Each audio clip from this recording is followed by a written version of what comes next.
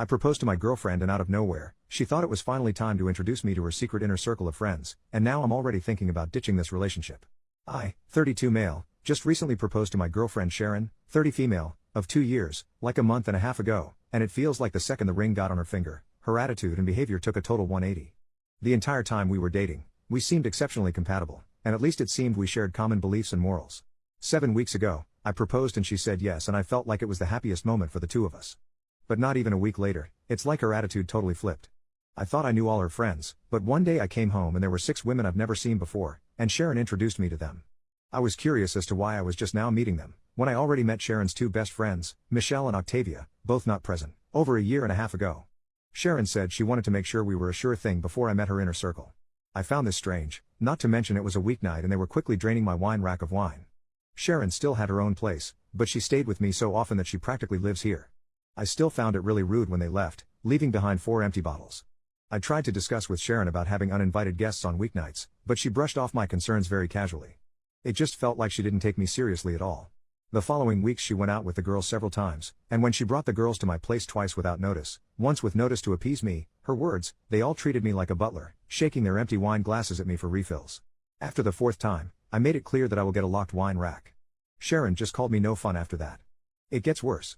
Sharon decided me and the girls got off on the wrong foot, and said we should have dinner together at a nice restaurant. Well, I went, and it was not great. The 6 kept prodding me about my life, my house, my career, but deflected every single question I asked. It got especially bad at night when they started talking about modern relationships and jealousy, and one of them brought up some key points about relationships that I thought Sharon and I were on the same page about, specifically what ifs regarding polyamory and being friends with exes. To my shock, Sharon said we shouldn't be too hasty on such decisions, which was a total 180 to how she expressed herself on these things only a month prior, where she was vehemently against keeping ex-intimate partners in friend circles and was strictly monogamous. The worst part was when the bill arrived, Sharon announced it should be together and slid me the check. I told her she can't be serious, and we got into a bit of an argument. I ended it by putting my amount down in cash and walked out, leaving them to figure out the rest of the bill. The next days after that, Sharon kept calling me toxic and fragile, but every time I even pushed at it, she would give an apology and promise she was just stressed at work. It's nuts, we haven't even planned the wedding yet. The worst part was this Monday, when at work, I got a Nest doorbell alert, checked and saw Sharon and one of her 6 new friends arriving at my place, going in, and exiting with my golf clubs. This set was a gift from my father, and it cost a pretty penny too, so Sharon lending it out without my permission got me pissed. I immediately called Sharon and told her and her friend to return the clubs. Sharon tried to gaslight me with, but you promised to lend the clubs to her boyfriend, remember? I told her the club's cost would move it into a serious crime, and her friend had an hour to return them or the cops would be called. Sharon kept insisted she got my permission and I told her to cut the crap. Well, not 45 minutes later I got another notification of Sharon and her friend coming back with the clubs and going inside, leaving them, and then Sharon's friend flipping off the Nest doorbell on the way out. I got home and saw Sharon's friend literally just threw the clubs right on the living room floor. Sharon tried to talk to me about my toxicity again, and I told her again to cut the crap. I said if I knew this was how she was, I would have never proposed. That seemed to freak her out and she again insisted that she was stressed from work, but I wasn't buying it anymore. I told her to return the ring and her key, and we would talk about our relationship this weekend. She cried and begged me not to cancel the engagement, and insisted that it was just stress. I told her again we will talk about it this weekend. She finally relented. I had my house rekeyed anyways after she left, just to be safe. Sharon has been texting me constant messages of love and apologies for getting swept up, and insisted she was only wanting to show me off to her close friends. I don't know, I'm just not buying it.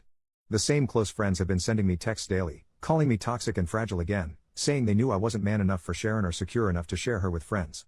A few of my friends that knew Sharon the entire 2 years we were dating were surprised and can't believe she turned hide this quick, and that there must be something missing, or that I am leaving something out. They say I must have said something to trigger her friends to act like this, and I had to have been the jerk somewhere along the process. I dunno, it's a lot to take from all directions right now. I feel like everyone is playing a prank on me or something. Literally, how does this happen? Update 2 days later, Sharon's been gone now for an hour. The breakup is official, I have the ring back. I did talk to Michelle via Facebook and Michelle said her and Octavia were cousins of Sharon, and Michelle also said she knew the 6 and didn't care for them. Michelle didn't say much more than that. I did meet Sharon's parents, and they both seemed to like me, and the topic of Michelle and Octavia never came up around them. None of our finances were intermingled, yet, but it was planned for later this month, which won't ever happen now. I invited 3 of our mutual friends, Casey, John, and Mike, to be here when Sharon got here. Sharon showed up and was surprised to see we had company. I said they were here for both of our sakes. Sharon wanted to phone 3 of the 6 to come over to even things out and I refused, and I used the club theft as a reason. Sharon sat on the couch very dramatically and then asked if I really wanted to make this public. I outright asked why she changed so much after the engagement, and why she hid the existence of the six. Sharon then went in again about how she insulates her inner circle until a partner is vetted. I called bull crap. I met her parents. What's more inner circle than your parents? Sharon tried to deflect, but I wouldn't have it. I pointed out how for the last month, her friends dropping by cost me nearly $500 in wine, which she by the way made no attempt to reimburse. I also pointed out her trying to make me pay an 8-person dinner bill without asking me first. She again said she wanted to show how great a guy I was, and how she clearly misjudged me and was disappointed in my attitude. I then asked about the clubs. She tried gaslighting with you, totally said it was okay, remember? And I kept saying bull crap. Mike piped in. He knew the clubs were a gift from my dad and I was highly protective of them. He too called bull crap, and that's when Sharon turned her attention to Mike and John, saying, isn't he getting forgetful lately? Don't you remember when he forgot that one date? And neither of them was buying it.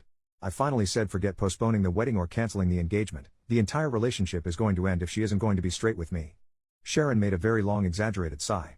She took the ring off and dropped it on the coffee table. She got up to leave and said you're never going to find someone as good as me and to send her stuff to her apartment.